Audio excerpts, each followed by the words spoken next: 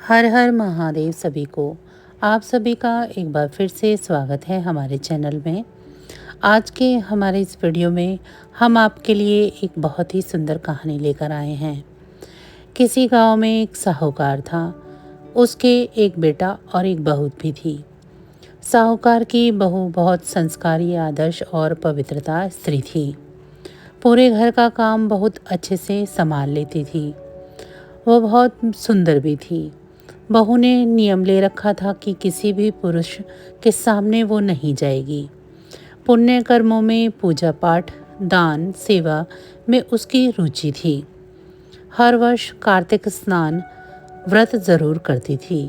कार्तिक में बहू गंगा जी स्नान के लिए अवश्य जाती थी, लेकिन कोई पर पुरुष न देख ले, इसीलिए वह सुबह तड़के ही स्नान कर लेती थी। एक बार कार्तिक माह में उस नगर के राजा के बेटे ने भी कार्तिक स्नान का विचार किया। वह सुबह जब गंगा जी पर आया तो देखता है कि घाट गीला है। वह हैरान होकर सोचने लगा, मैं इतनी जल्दी स्नान करने आया हूँ, पर मुझसे भी पहले कौन स्नान करके चला गया। रोज यही होता, वह सोचता ही रहता, इतनी सुबह कौन आया होगा। कार्तिक महीने के अंतिम 6 दिन ही बचे थे। उस दिन साहूकार की बहू तो स्नान करके वापस जा रही थी और उसी समय राजा का बेटा स्नान करने के लिए आ रहा था। आवाज़ सुनकर बहू जल्दी जल्दी जाने लगी, लेकिन जल्दबाजी में वो अपनी माला और मोजड़ी वहीं घाट पर छोड़ गई।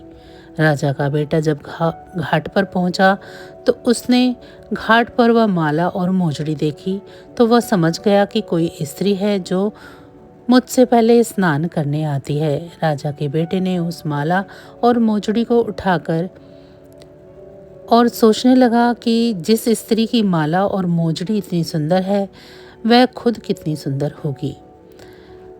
उसके मन में पाप आ गया। उसने पूरे गांव में घोषणा करवा दी कि जिस स्त्री की यह माला और मोजड़ी है, वह 5 रात मेरे साथ आएगी। सारे गांव में थू थू होने लगी, लेकिन राजा का बेटा है, कोई बात टाल ही नहीं सकता। साहूकार की बहू ने राजा के बेटे को संदेश भिजवाया, यह माला और मोजड़ी मेरी है। मैं 5 रात गंगा जी के घाट पर आऊंगी। वहां मुझसे जो कहना है कह लो। साथ ही एक साक्षी ले आना जो एक साख भर सके कि मैं 5 रातों तक वहां आई थी। राजा के बेटे ने कहा, इस परम सुंदरी को तो बस मैं ही देखूंगा।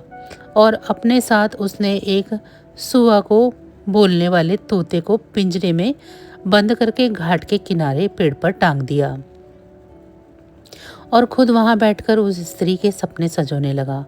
बहू रात को जब घाट पर आई, पहली पौड़ी पर पैर रखा और बोली, हे कार्तिक के ठाकुर राई दामोदर, 5 पांडु, छठे नारायण, भीकम राजा, मुझ पर कृपा करो, मेरी लाज रखो, उस पापी को नींद आ जाए। तभी राजा के बेटे को नींद आ गई। बहू नहा धोकर जाने लगी तो तोते से बोली, सुबह सुबह तेरे गल डालूंगी हीरा, मेरी साक भरियो मेरे वीरा।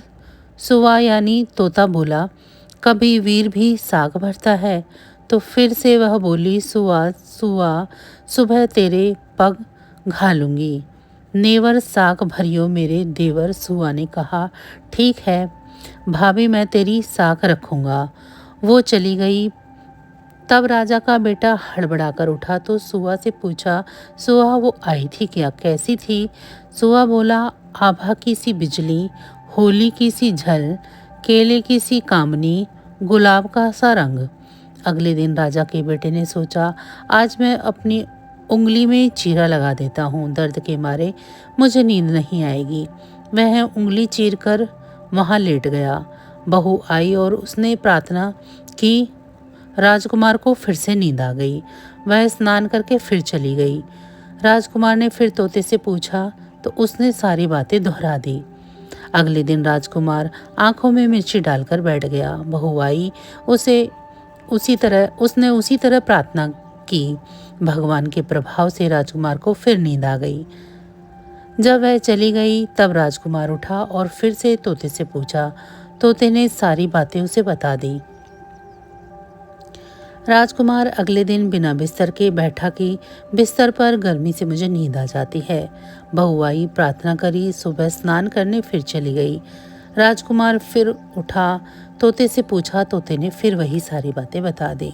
अगले दिन राजकुमार अंगीठी जलाकर बैठ गया। साहूकार की बहू आई, प्रार्थना करी, भगवान चार रातें तो निकाल दी, अब ये आखिरी रात है, इसे और निकाल दो। भगवान ने फिर उसकी बात रखी और राजकुमार को फिर से नींद आ गई।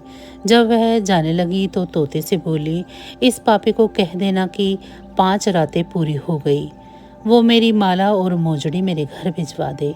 सुबह राजकुमार की आंख खुली तो तोते से पूछा, क्या वो आई थी? तोता बोला, आई थी और उसने अपनी माला और मोजड़ी मंगवाई है। यह सुनकर राजकुमार सोचने लगा, वह तो सत की थी, तभी तो भगवान ने उसका सत रखा। कुछ दिनों बाद राजकुमार को कोढ़ हो गया। राजा ने ब्राह्मणों को बुलवाकर पूछा, मेरे बेटे का शरीर क्यों जल रहा है? उसने तो कार्तिक स्नान भी किया है। तब ब्राह्मणों ने बताया कि उसने पवित्रता स्त्री पर बुरी नज़र डाली, इसीलिए ऐसा हुआ है। राजा ने जब इसका उपाय ब्राह्मणों से पूछा तो ब्राह्मणों ने कहा, जब यह उस साहूकार की बहू को धर्म से अपनी बहन बनाएगा और रोज उसके नहाए हुए जल से स्नान करेगा, तब इसका यह कोढ़ ठीक हो सकता है। राजा माला और मोजड़ी लेकर साहूकार के घर गया और बोला, यह माला आपकी बहू की है, यह लो और आपकी बहू के नहाए हुए जल से मेरे बेटे को नहला दो। साहूकार बोला, महाराज, वह तो किसी पराये पुरुष का मुंह भी नहीं देखती, आप इसे इस नाली पर बिठा दीजिए। जब वह नहाएगी तब उसके पानी से अपने पुत्र को नहला लेना। राजा ने ऐसा ही किया। कुछ दिनों में उसका कोढ़ ठीक हो गया। हे पंच भिक्षु देवता, जैसे उस साहूकार की बहू का सत रखा, वैसे ही सभी का सत रखना। तो ये थी आज की कहानी। आप सभी का सुनने के लिए बहुत बहुत धन्यवाद।